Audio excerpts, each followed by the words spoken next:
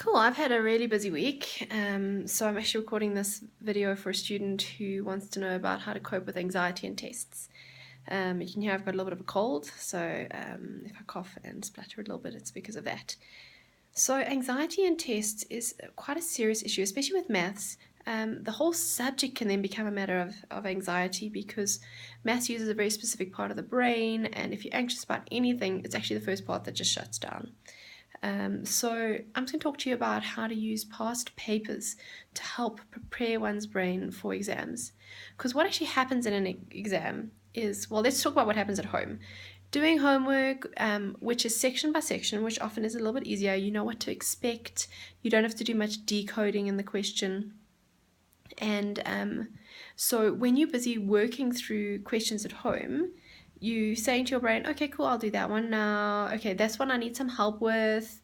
I'm going to ask someone. So you get stuck and your brain goes, cool, we can stop and ask someone. So it's a bit more of a relaxed way of approaching. But that's how you're training yourself. You're training your brain in quite a relaxed way. Then in an exam, you get stuck on a question and your brain immediately goes, okay, cool, I can ask someone, even on a subconscious level. And you go, hang on a second, brain. The rules are different now. You can't stop and ask someone, you have to do it. And then it causes panic and anxiety. Often this happens on a subconscious level. We're not really aware of it. All we know is we panic.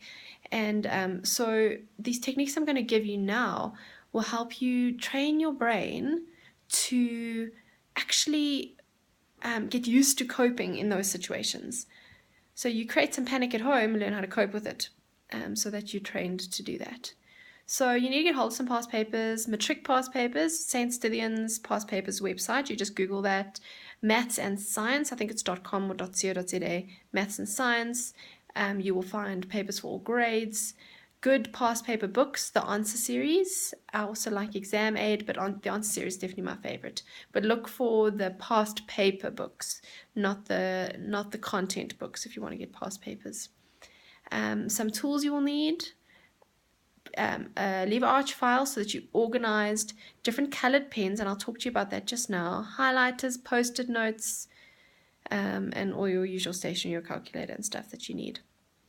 So I'm going to just lean you over to my computer here so you can see something I used in a presentation. Let's see if we can do that nice and clearly.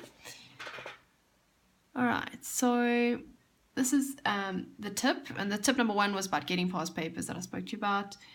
So you're going to use past papers to revise, practice, decode, cope with pressure, manage time, identify gaps in knowledge. So that's what you're going to be using past papers for. Now, these colored pens. So you need the following colored pens.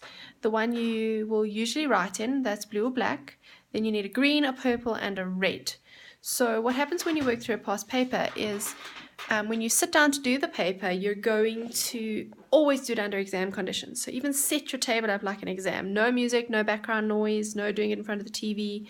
Time yourself. Grade 10, 11, and 12, you can roughly say a mark per minute. So even if you've only got 15 minutes, do a 15-mark question. You don't have to do whole past papers at a time. So you would put the timer on and you would start answering in your blue or black pen like you would in an exam. Let's say your timer goes off and you haven't finished. That's okay, you just carry on with a green pen. Then let's say there was a question like maybe question 4.2 you couldn't do. You knew you needed to look back at your book. That's all right. Then at the end of that time, so you've left a space, at the end of that time, you're going to go back and do that in a purple pen with your book next to you, or asking someone for a bit of help, or looking on the internet. That's done in your purple pen. Then you get the memo out and you mark like a teacher with your red pen. That means you mark every step, not just the final solution. And then you write yourself comments, and you write them on a post-it note because they stand out. You'll be able to transfer them to another paper if you need to. But writing them on a post-it note really helps, and writing full comments is where you really learn. So that's your approach to past papers. Now, before we talk about what to do if you panic, we're going to talk about decoding. Now, decoding allows you to take control of a question. When you're doing past papers at home, you're going to decode excessively, like tons of decoding. In an exam, it'll be a little bit less because you don't have as much time. And the decoding happens before you start timing yourself at home. Okay, so by decoding, I've got a grade 11, 12 question here that I'll show you that's decoded. Let me just go over to, here we go. I hope that comes out all right. Let's go back a bit. Okay, so now you can see when you decode, have a look at what I've written there. This is what your past papers should look like. It allows you to turn them into study notes, because let's face it, who actually has time, if I can get down there so you don't see the wall, who has time to make beautiful study notes? Actually, we don't have time. So you don't even need to study it before you do a past paper. The decoding helps you. So you'll see, what do I do when I see the word simplify here, for example? Okay, what do I do when I see exponents? You write down your theory. What do you do? Instruction words. Why does it say hence? You decode what hence means. Solve for x. So do you have a good look at all these things I've written there? If you really couldn't remember what to do, that's when you know you need to go back to your notes and go back. If you've done tons of past papers, you won't even need to go back to your notes anymore. The decoding allows you to break down what you're thinking and take the question apart. So you decode with a highlighter, you write all over your question. If you're watching this video and you want me to check how you've decoded, then do some decoding, take a photo and send it to me. I can see how you've been decoding. It allows you to take control of a question. In sections like geometry, sure, that's really useful because you see the word tangent, for example, and you write down all the theorems that have to do with a tangent. Or you see a triangle, you write down what do you know about a triangle. All the angles add up to 180, you know stuff about the exterior angle, you know stuff about an isosceles triangle. So you're actually taking control of a question by decoding.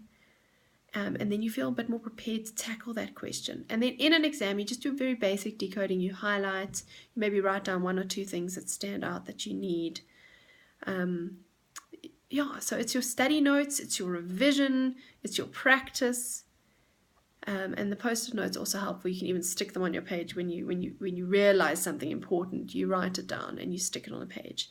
Also, if you ever have questions while you're going through a past paper, write those questions on a post-it note and go ask your teacher. So you go to your teacher the next day with exact questions during a support lesson or when you get a chance to see them. Ask those questions and then write down the answer on another post-it note, because you might have a realization now, but at the end of the year you might not have that same realization. You might not remember what that aha moment was. Now, let's say you're doing a past paper and you get to a question you can't figure out. It takes you more than 1 or 2 seconds to figure out even what direction to go in. Often what we say to ourselves when doing a past paper, or especially in an exam or test, we say, I can't do it. I can't do this question. And we leave it out. And then sometimes we have time to come back at the end, but then it doesn't go so well. So when you get to a question that takes you more than 1 or 2 seconds to decide on the direction that you're going in, you say, I choose not to do this question yet. That's very important, the word choose and the word yet. And then you move on swiftly. You put a big star next to it. The reason why we use those words is because we want the subconscious to continue working on the problem, and it will. While you're carrying on with the paper, you will subconsciously work on that problem. And often you'll have enough time and be able to do it at the end if you've moved swiftly along. It's like if you go to bed where you've had a problem in your mind. You've had a problem in your mind, you wake up with a solution in the morning. The same thing happens because your subconscious works on it, but you have to give your subconscious a chance. And it's also important to then breathe. Practice breathing. Practice, if you even need to take a moment to think of something you love so that you calm down before moving on to the next question. Because even a question that's a little bit tricky or you don't understand can throw you off with other questions. So it's about using the correct words, the correct self-talk, and just breathing and calming down. And you practice that at home. By setting a time limit on your paper, you're placing pressure on yourself. So you might feel a little bit anxious even doing a paper at home. And it's past papers all the time, every week a past paper. And that takes paramount over studying, over anything, because it is actually your studying. It is actually your revision. If you decode, it's your study notes, everything. And you keep them organized in a file where you've written which paper you've done, you filed it, you filed your solutions, you can always find them again. Be very organized, because organization helps to reduce anxiety, especially with maths. So I hope that helps with how to approach these past papers. I've just looked on my computer again. Here's actually a little reminder on how to be organized. I hope you can see that. Go down a little bit again. There we go. Let me just check if there's anything else in my presentation. No, that was it. Okay. So I hope that helps. Sometimes, one last thing. Sometimes we think, okay, I can't do past papers, I don't have time. Literally, if you have 5 minutes before dinner, you pull out a past paper, you have them ready, and you time yourself for 5 minutes and you do a 5-mark question. That's how you're going to get through these past papers. If you have time before an exam, you do a whole past paper. But you should be finishing a whole past paper book. I've had students go from getting 30s to getting 80s, no jokes, because of past papers in their matric year. So if you're starting this before matric, it's a really good tool. If you then find that you have gaps in your knowledge, you need to fill those gaps either by getting a tutor or there's so many videos. There are so many videos online that you can go and look for. I think, what's it called? Paper Video. Paper Video, there's another website. I think they have a whole bunch of stuff. I have a whole bunch of videos on my YouTube channel, Tammy Sales, but it's mainly grade 12, grade 11, grade 12, and AP stuff. But there are so many places to find out. Don't let a day go past without an understanding of stuff that you're stuck on. So all the best. You can do this. Trust me. I mean, I was shocking at maths at one point just because I didn't get it. But once I got it, sure, then I loved maths at school and at varsity. So I think you need to get over this anxiety and you can do it. And these are some tools to help. Okay, bye.